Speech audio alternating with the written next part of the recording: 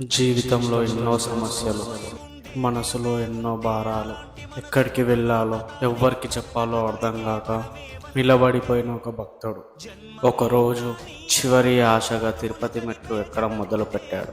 ప్రతి మెట్టు ఒక కన్నీటి చుక్కతో, ప్రతి శ్వాసలో గోవిందా గోవిందా అంటూ అలసిపోయిన శరీరం కానీ నమ్మకంతో నిండిన హృదయం. చివరికి స్వామివారి దర్శనం. ఆ క్షణం అతని కళ్ళల్లో నీళ్లు, కానీ మనసులో శాంతి.